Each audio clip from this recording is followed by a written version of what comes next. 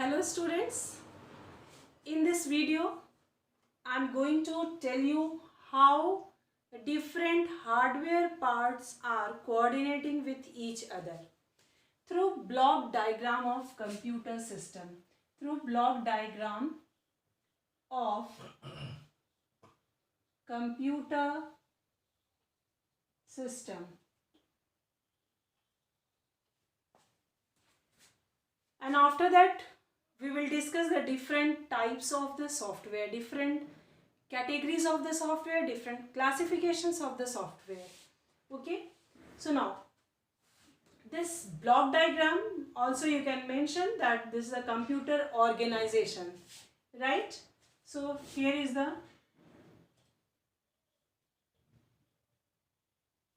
input device, right?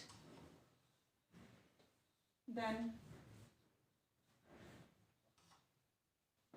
output device, and there is processor, that is CPU.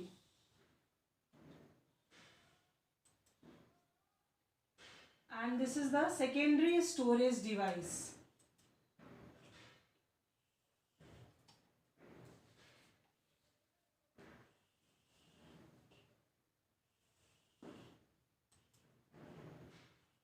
Secondary memory or secondary storage device.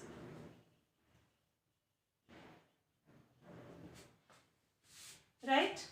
And this is the CPU. What I'll do in this block diagram, I'll show you memory, which is the different part, separate part of computer system, right?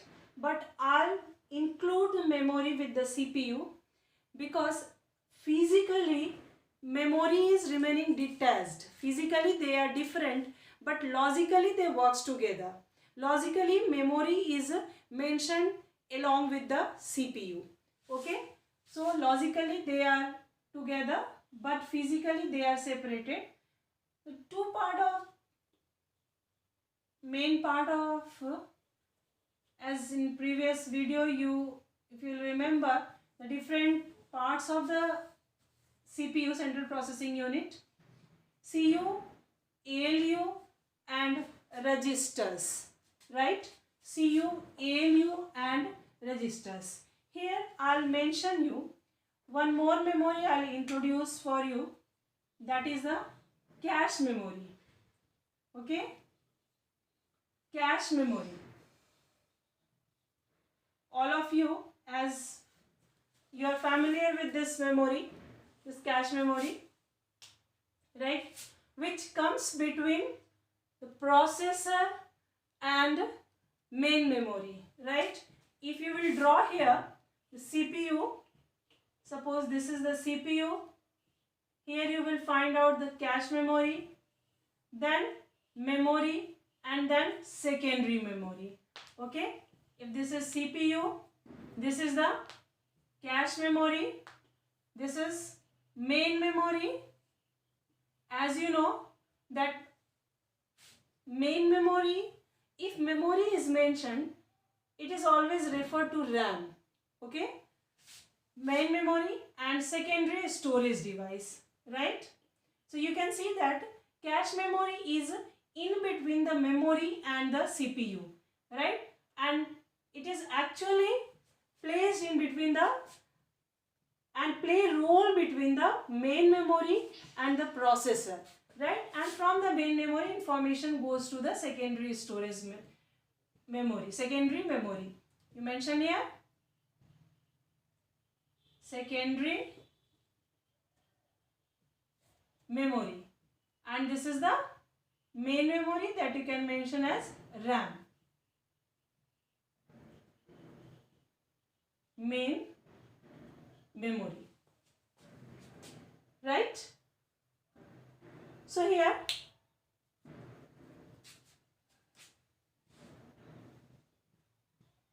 this is the memory. You can mention that this part is ROM, that is read only memory, and the rest part you may consider is the RAM. We are just discussing a logical diagram. Right now, logical diagram is what? That is not the actual placement of the devices. Right now, it is showing the logical structure. Right. So, input device connected to the CPU, then from the memory the information goes to the output device, and this part is the RAM. This entire part is the RAM. Okay. And the from memory to secondary storage device the information is exchanged. Now let us see, whenever you will switch on your computer system, you will observe that all the different parts of the computer system will,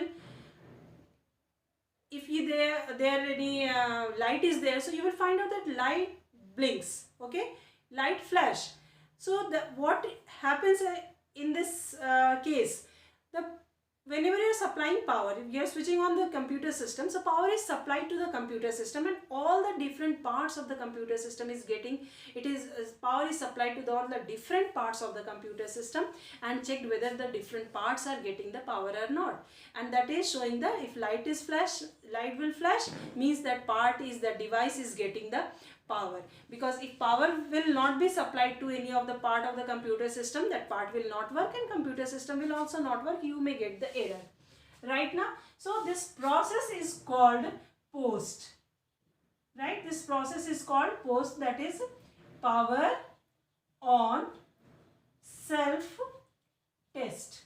Okay, and just after that control goes to the ROM, right, read only memory, and from there computer gets the information that computer have to shift to the secondary storage device, and secondary storage device is having operating system, and from their operating system should be loaded into the main memory, right? But who does this? Who is doing this all the work? Now, as I mentioned about the input device, about the output device, you know very well. What is the ROM? That is also very well clear to you. Nothing can be changed in ROM. This is only for reading purpose. And the memory, this is the RAM, and there you can read and write. You can read the data from the memory, means system can read the data from the memory and can write the data into the RAM, and when till power is supplied, if power is cut, nothing will be contained by the RAM, that is the main memory. Okay. So what happened? There comes this is the function of memory, well clear. ROM memory, function of ROM is clear, and cache memory is a very short memory. Okay, and what it does, it resides between the main memory and the ALU. As I have mentioned here, the CPU and the RAM. This is the RAM. It resides in between these two, and what is contained by the cache memory? It contains the instructions, because program is the process, is the collection of process contains the collection of informations. Right now, so all the information cannot be processed at one time. Whenever you are solving some problem, so you are solving step by step, right? First step, after solving the first step, then you move to the second step, and the data and the intermediate output generated by the first step you are using for the second step and third step, and like this happening. So there is you require instruction which has to be processed currently. You require the intermediate data, so where they are stored. So cache memory stores the instructions which has to be processed current, which is processing. Okay, the current instruction which is processed by the ALU, that is contained by the cache memory.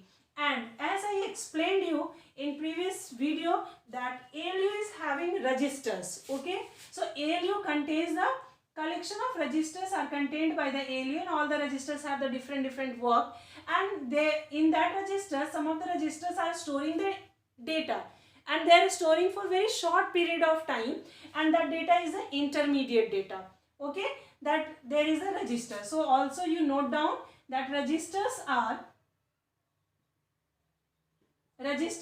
also available with the CPU. So CPU contains CU, control unit, ALU and registers, right? So what is the purpose of ROM is well clear. What is the role of memory is clear. Cache memory is also clear, and the ALU is the processor actually arithmetical logical unit which is being involved to do the process. Arithmetical, as you know, that computer processor have only the part that is the ALU, arithmetical logical unit. And what is the as its name, arithmetical and logical, all the works of computers are done by using the process arithmetic and logical, right? About for that we will discuss later. So arithmetical logical unit does the work by using the arithmetical and logical operations, and it contains the registers which stores the data temporarily. The intermediate results are stored by these registers. Different registers are there, okay? All the different registers are having a different work. That will be that will be discussed later on. Now, so CU, who collects the data from the input device, who collects the data from the input device, right? So that CU collects the data from the input device, right? CU collects the data. I'll come to the part after the ROM where control goes. Okay, first let me make it clear that what is the role of CU, control unit. Okay, so control unit, what does it? Receives the data from the input device. It stores the input into the memory. Clear? It stores the input into the memory. That will come the later part. And what the informations have to be brought from the which is stored into the permanent storage. From there also the informations are copied from secondary storage to main memory. This is the role of CU. CU is only carrying input from memory to the ALU through the cache memory, and ALU. CU is only controlling the generated output. It stores into the memory. CU is only directing the output to the output device. So you can say the CU is, the full form of CU is control unit. So overall control is done by the CU. It is control unit. Okay. So you can see that all the peripheral devices attached to the CU, all the peripheral devices attached to the CU are controlled by the control unit. Okay. So now let us come to the part. I was telling you, as you will switch on the computer system, all the parts of the computer will get power, and that process is called the check for the power. All the parts are getting electricity or not. That is called power on cell test. And after that, control goes to the ROM. Who takes? That CU takes only. So ROM, and from ROM it is directed. CU is directed to go to the secondary storage, and from there to load the operating system from secondary storage to the main memory. Okay. So what happened? CU, the secondary storage, the operating system will get loaded from the secondary storage to the main memory. And this process, if you will remember that if you switch off your mobile phone and then you will switch on, it takes time to get start, to allow you must have to wait for some time to start working with the mobile phones, right? Whenever you will switch on your computer system, you must have to wait for some time to get ready. Your system allows you to work. Okay, what happens in between that time? Operating system gets loaded from the secondary storage to the main memory, and this process loading operating system from secondary storage to the main memory is called booting. Okay, this process is called booting. Loading operating system from secondary storage to the main memory is called booting. After that, if you will open some program, if you would like to work you would like to do some work, so you are opening other program, right? Now, before that, I would like to tell you that we have discussed about the softwares, right? Hardware and software is another important part of computer system. Without that, computer cannot work. And what is explained to you about the software? Software provides functionalities to the computer system, as well as it is there to do the work of users, right now. So this operating system is the software, and many softwares are available in the computer system, secondary storage device, and with that you are working. They are doing, all the softwares are doing the different work.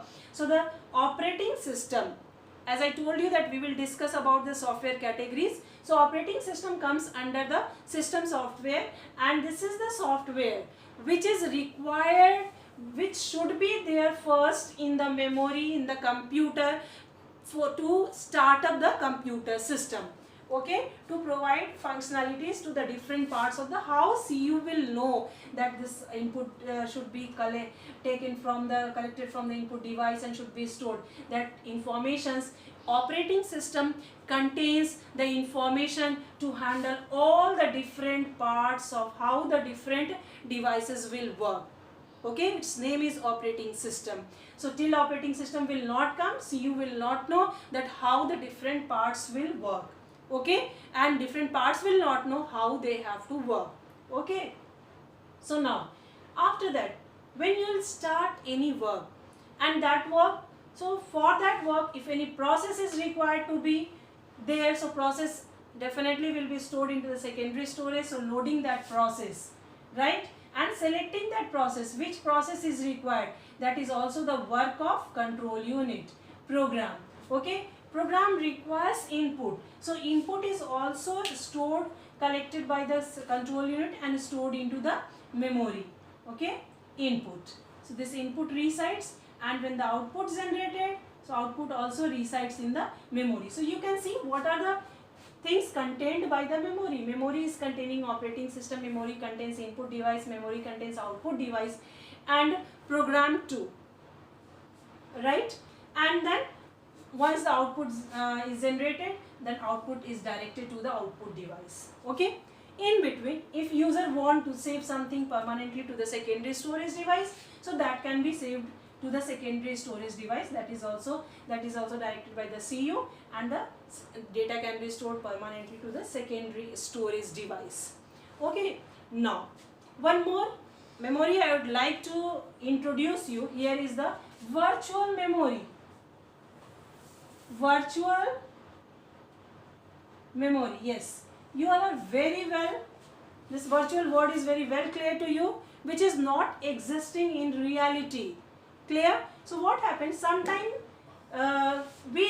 computer require more space for the main memory, right? So how computer will manage, because all the informations need to be stored into the till it will not come to the computer's main memory. Human beings brain memory, nothing can be done. So everything should be there in the computer's memory, then only the computer can work, right? So what happened, every time, with all the programs, with all the softwares, right, every time, suppose that with this, if printer is attached, so every time we don't require the printing work, and the printer, the program to handle the printer is wrapped by is a member of the operating system. So what the system will do, all the programs doesn't copy it from the secondary storage to the main memory. What happened, from the program, some of the area is remaining occupied into the secondary storage, right, and the rest of the part which is not required currently is remaining stored into the secondary storage device, and that is treated as main memory, and the part which is required currently is executing. After completing that work, that program is again restored into the secondary storage, and the next program which is required to be executed is copied from secondary storage to the main memory, and that area is called the virtual memory. Okay, so now I think this coordination of all the different parts of the computer system will be very well clear to you. And the one thing I would like to tell you, the CU work is controlling all the different parts, right? And operating system, what does? Operating system contains the bundle of program instructions. As you know, computer requires instructions to work. Computer don't have its own memory. The instructions provided to the computer, that computer follows that instructions and does the work. Right now, so the operating system contains the collection of program for all the devices. Right now, so later on we will discuss the different functions of operating system. So it manages input device, output device, control unit, ALU, secondary storage device, memory unit, right? Okay. So now let us see the different categories of the software. Here we have seen the different parts of the hardware, how they are coordinating with each other. Okay, so now let us see what are the different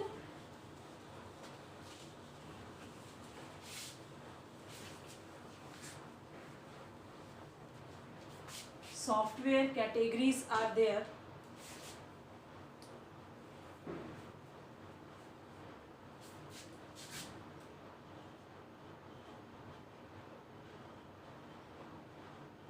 Software.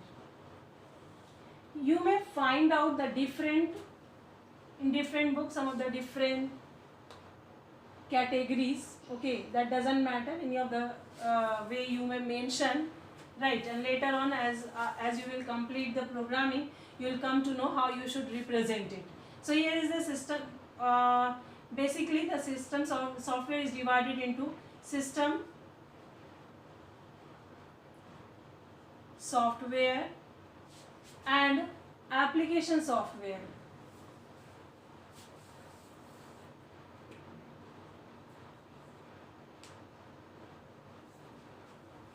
Okay, now this system software is again divided into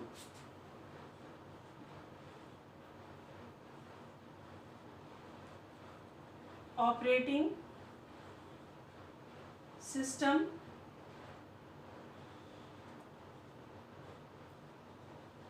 language, processor, utility software. One thing I would like to mention you, that sometimes you will find out utility software is directly mentioned from the direct part of the software, and or in sometimes in application software. So you will come to know actually it is placed here because it interacts with the system, the hardware parts. Okay, now, and what are the different categories of application software? Application software: general purpose,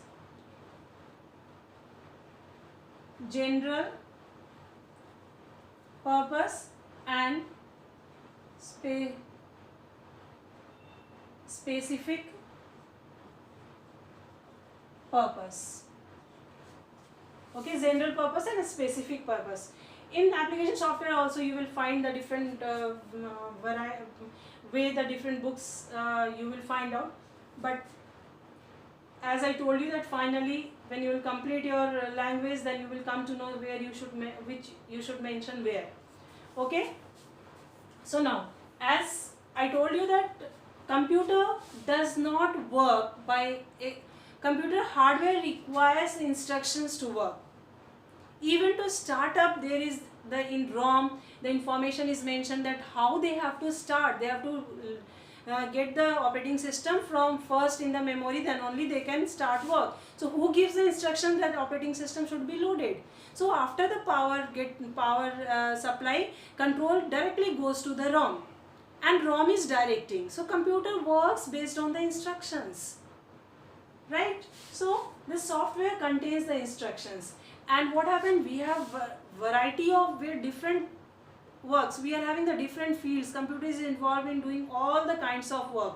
Like in each field computer is involved. So this to categorize it to based on the same type of work, the softwares are categorized. So all the softwares which is involved with the system, they are categorized into the system software,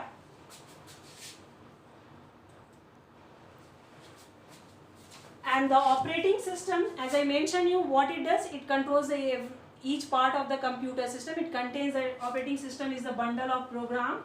It's a bundle of program which contains the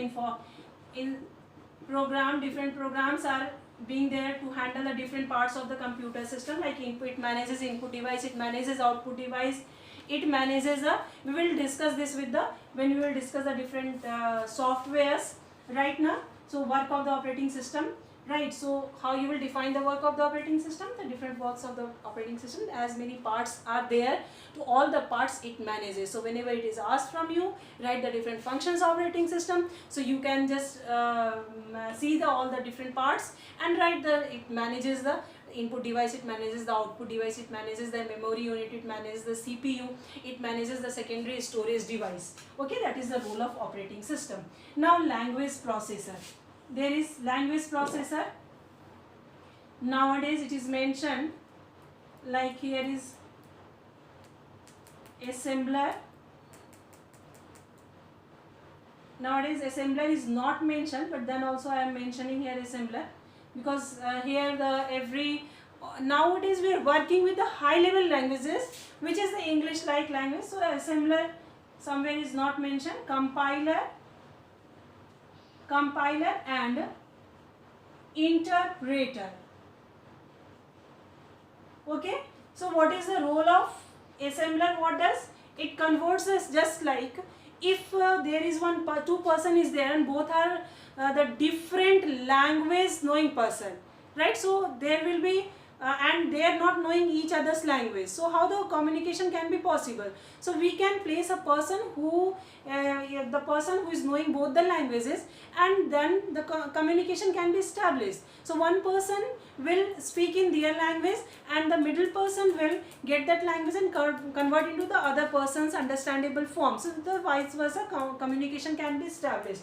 So similarly, assembly language requires the assembler to convert into the machine language form and the high level language form. As you know that computer understands only machine language, no need to tell you, because that machine language is 0 and 1, that is the digital data. Okay, so later on you have to learn it, the binary numbers. Okay, and compiler, what does? Compiler converts the high level language complete program at once into the machine language, and machine level language into the human understandable language, means high level language. Okay, and interpreter, what does? Interpreter converts line by line. Okay, compiler converts entire program at once. If any error comes in between, first of all error is required to be corrected, and then it converts into the different form, means high level to machine language, and then machine when returns the informations, it is converted into the user understandable form. Interpreter, what does? Interpreter converts line by line. Okay, it converts the line by line. Now come to the utility software. What is the work of utility software? Utility software is used to improve the functionality of the computer system. It provides a smooth functioning to the computer system. Okay, utility software provides smooth functioning to the computer system. Like utility software's examples are text editors, disk defragmenter, antivirus. You will understand antivirus when virus infect to your computer system. It will start working abnormally. So to bring your computer in normal form to work properly, you need to you require to remove the virus. So for that you require antivirus. So antivirus comes under the utility software. Okay. So now come to the application software. Application software are basically for the users. It is developed to keep the view in the users requirement. It is developed to keep in the developer's mind, in their developing according to the user's requirement. Like general purpose, as you are using the Office suite, okay, Microsoft Office or any open source Office. So what it does? Word, PowerPoint, Excel, these MS Access, they are required by all the organizations. So they are the general purpose application, and their Word is involved with the different articles you can write, documents you can write. So they are involved with the Word work, okay, writing work, okay, written work. You can write and you can take the printout. Presentation, PowerPoint presentation involved with the to show the presentation in the by adding the different media into it to the audience, making the present. Whenever we are making the presentation, whenever we are adding the audio visual things and the text things, we are combining, it becomes effective, right? So that is the purpose of presentation. Excel, what does it? Maintains the data. It's a sort of accounting package that comes under the general purpose software. Okay, and specific purpose software you will find out to if you are going to purchase something from a shop, so you will find out that they are entering your details into their system, and or they are generating the bills from the system, or any organization is there, the employees are getting their salary through the computer, everything is managed. So whenever they are getting their pay slips, everything is calculated through the software. So that software is developed specifically for the for the payroll system. Okay, so some shopkeepers are using inventory control